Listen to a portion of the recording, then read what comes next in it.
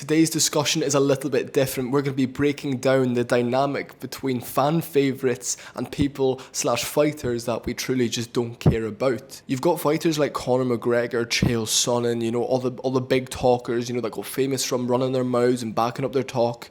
You've got guys like Tony Ferguson who were just vicious and were still fan favourites despite being on a 7-fight losing streak within the company. No one wanted him to retire. Then you've got the other side of the coin where you've got guys like Leon Edwards who, won a belt and everyone kind of gave him an ounce of relevancy and then loses the belt and no one talks about him, no one cares about him. And if he quit the sport, I don't think anyone would notice and you wouldn't even have to say anything. We wouldn't even think about him. So I thought it would be a very fun and interesting topic to speak about how a guy like Alex Pereira doesn't even talk. He just starches people and he's a fan favourite. Chama, everyone loves him, compared to someone who no one cares about, compared to someone who talks a lot, doesn't necessarily win, but is a massively entertaining and imposing force. And then you've got guys like Charles Oliveira who are massively entertaining, good people at heart, and always shows up and puts on a massive show. First things first, I'm not joking when I say this, activity, always being on someone's screen as a UFC fan is massively important. You have guys that maybe get into the UFC and fight maybe twice, don't have the best fights, and then they fight once the next year. And it's, if you're constantly in front of someone's screen and you're constantly imposing your personality on them and your fighting style, a bit like the way Israel Adesanya's dynamic was, the way he did it, I think is the ideal way to grow in the sport, go up the ranks quick. Because think about it, didn't he fight Wilkinson, Vittori, and then Tavares, and then all of a sudden he was fighting Derek Brunson, Anderson Silva, then it was Kelvin Gastelum, and then he fought for the belt very, very quick, and it was in the space of a year or two. And then COVID happened, which stunted his activity a wee bit. However, he was always on our screens, and he was always winning. And then, they give him an interview, then you listen, and then fans are like, oh, this guy's always fights, and he's winning. Have to stay tuned, have to watch him. There's that dynamic that's definitely involved in this topic. Entertainment value is also a massive thing. You have Charles Oliveira, who doesn't even speak English, and he's still one of the fan favourites and probably the people's champion within the sport, always giving us entertaining fights. His story's really humbling, and he's not even a relatable character necessarily. It's just, he's so fun to watch. Alex Pereira doesn't even talk. He doesn't speak English, he doesn't smile, he just goes out there and wins, starches people, has that style of, you know what you're going to get, he's not going to shoot for the legs, he either lands the left hook or he loses. And that is such a fun dynamic to have going into a fight, especially when you've got the Brazilians backing you, then you have these Americans backing you, and the Americans now saying Chama, and him having that saying of like, oh, he's a badass, he's a big guy, and what he's done and his activity, again, it's why he's such a fan favourite. Fuck, Alex Pereira stepping up. Alex Pereira steps up, knocks him out. Oh my God, I'm a fan. This is the type of thing that transcends the sport. This is the type of thing that grows the sport. And I love it. I love the fact that fighters are active. I like the fact that they're making loads of money. Kamaru Usman said it best.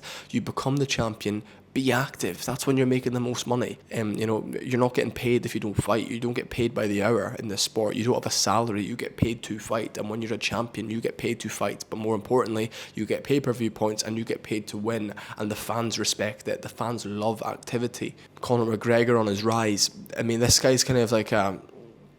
not really part of this equation. He's kind of a new stratosphere of fame. He was so active and he was predicting his fights. He was going out there and running through people with this fun, bouncy style we hadn't really seen. And he was destroying these Muay Thai guys. And you all know Conor McGregor. He's in a different stratosphere. Trash talk wise, he's a mouthy man.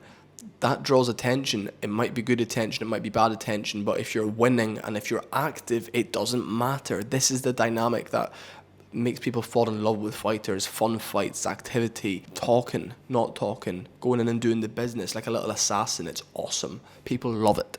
And now we're going to go over to the other side of the coin where you've got people like Leon Edwards. Now, Leon Edwards was not particularly active. He was definitely not active on the come up, and he definitely did not have fun fights.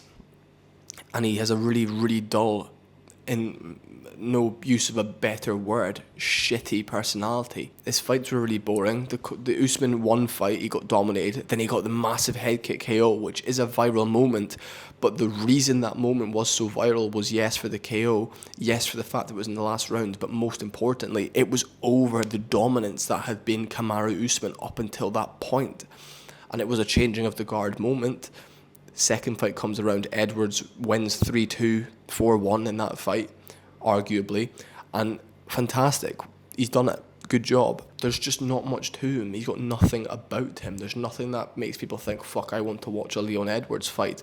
If someone said, would you rather watch Bilal Muhammad or Leon Edwards, I would say Bilal Muhammad, because he goes for it. He tries to get people out of there. He tries to impose his will. Edwards just settles for kind of the Adesanya effect when he was champ of, I'm fighting to win and not lose, rather than fighting to entertain. And Oliveira gets dropped, he gets bloodied, but then he drops someone else, he gets on their back, he submits them. Not the healthiest way for your brain to fight, but if you want to make money in this sport, that's how you fight. Leon Edwards versus Bilal Muhammad doesn't even feel like an event. All I think of now is, yeah, Bilal's the champ, but I don't really care about Leon Edwards. I think they should give him someone like Ian Gary next. Leon Edwards realistically won't come back until December. This is what he's like. He just lets his career get away from him. He's got no personality, and I get he's trying to be himself, but people don't like him. His fighting style is boring. And look at someone like Tom Aspinall. He goes out there, he's a big heavyweight, he's like the new generation of heavyweight. He flatlines people in a minute. 7 UFC fights, the combined fight time's like 15 minutes. That's crazy. And he's just himself. He's like, yeah, have you ever been fingered by a UFC fighter? It's just him. It's just Tom. It's big Tommy Aspinall. Tommy Aspinall. Tommy Aspinall. All I'm saying is the dynamic of which fan favourites are created massively vary. I'd say the number one factor is activity. I'd say the number two factor is performance. But the one that ties it all together is personality. It's, when your interview's happening, can someone look up from their phone and be like, fuck, what's this guy going to say? Or is it, I'm on my phone waiting for the next fight? That, I think, is a massive aspect of how fan favourites are created. But then guys like Tony Ferguson, 12-fight winning streak, was vicious, bloodied people up. Everyone knew he deserves the title shot. He never got it. And now that he's on a 7-fight losing streak, everyone's like, or it could even be 8 fights. It's just like, wow. What next? Getting stopped by people like Bobby Green, getting dominated by a Paddy Pimblett, getting KO'd by a Michael Chandler. It hurts the fans' hearts, but then at the same time, it's like, well, he's still Tony. It's still Tony Ferguson. That you're instilled in a man's heart. Like it's because of what he used to be, a fan favourite, active, fun fights. Was a bit of a weirdo, so you always tuned in. You always wanted to hear what he had to say. That is the recipe for success in this sport. You have people like Paddy Pimblett. It's so easy to love him, but it's also so easy to absolutely hate him. This is what Mayweather did so well. Not many people always thought, yeah, Mayweather realistically will win this fight, but there's a chance he gets caught and loses, and I want to be there to watch that. I want to watch Floyd Mayweather get beat. And it was a bit like Usman as well. We tuned in to see him lose. You've got guys like Kevin Holland out there, which they'll never be a champion in the sport, but because they're active, again, activity. He fought 5 times in 2020 and won all 5. He was 5-0. He got Fighter of the Year. During COVID, during 2020 lockdown, all I really had was UFC.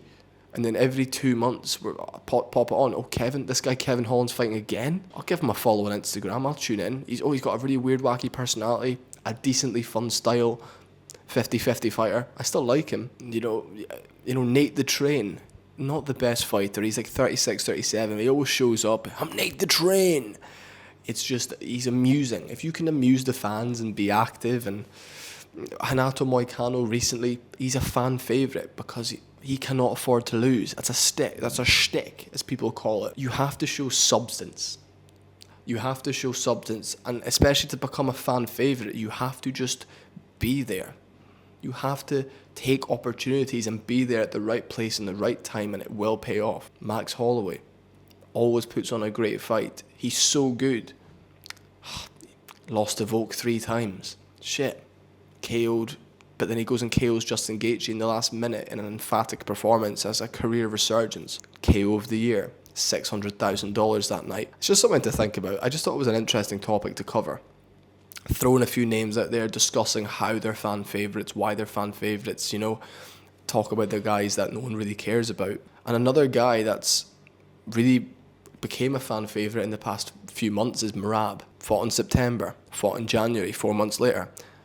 Has a really weird fight style, yeah, it's a lot of decisions, however, somehow he always imposes his will. It's things like this that the fans need to sit back and respect, look at, and just activity, give the fans some substance, make people want to look up from their telly and be like, oh, what's this guy going to say? Be a weirdo. A lot of fighters are weirdos. That's why it works. It's just something to think about. I just thought it'd be a cool little video to break down like the dynamics around fan favourites and like what makes a fan favourite UFC fighter. If you lose, but people love watching you fight, like Michael Chandler, you're gonna get opportunities.